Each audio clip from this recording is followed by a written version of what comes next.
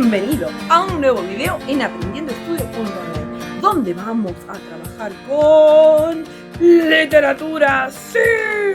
Pero en esta oportunidad vamos a trabajar con el relato histórico, sí, donde vos vas a aprender específicamente qué es un relato histórico, cuáles son sus características y vamos a ver algún que otro ejemplito, ¡sí! Para que lo aprendas súper genial, acá, en aprendiendoestudio.online. Pero antes, no te olvides que en este canal tú tienes que suscribirte, haciendo clic en el botón que dice suscríbete acá abajo, está en rojo, cuando se pone gris ya estás suscrito. Y si te gustan nuestros videos, dale like y compartilo con tus amigos para que todos aprendan súper genial, así como aprendes vos. ¿Dónde? ¿Dónde? Acá, en aprendiendoestudio.online.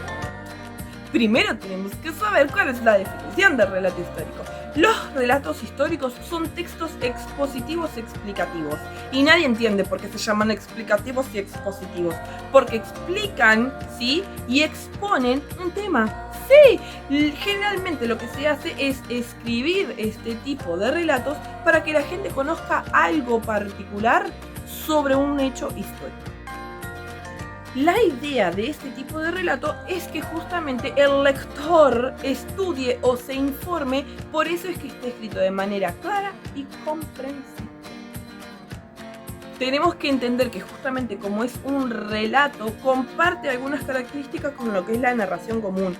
Es como la introducción, luego tenemos cuál fue el problema y luego veremos cómo se resolvió. Pero es descriptivo porque da mucho detalle, absolutamente mucho detalle, y es real, porque justamente es un texto histórico. Ahora veremos cuáles son las características de lo que es el relato histórico. Tenemos que tener en cuenta la estructura. Por supuesto que siempre va a haber una introducción, un desarrollo y una conclusión. Como nosotros en el cuento tenemos, por ejemplo, una introducción, un nudo y un desenlace, acá vamos a tener una introducción, el desarrollo del tema en general, cualquiera sea el relato histórico, y luego vamos a tener una conclusión.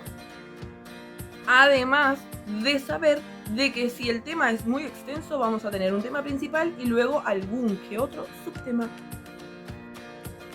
Algo que no se me puede escapar con respecto a los relatos históricos es la veracidad. ¿Y qué quiere decir con la veracidad? Es que yo no me puedo sentar a escribir sobre un relato histórico si antes no consulté distintas fuentes, documentos, testimonios, porque si no estaría haciendo una narración de un cuento porque a mí se me ocurrió, pero no sería un relato histórico en sí, porque tiene que tener veracidad, tiene que ser real, tiene que hablar específicamente de lo que sucedió, nada inventado, no.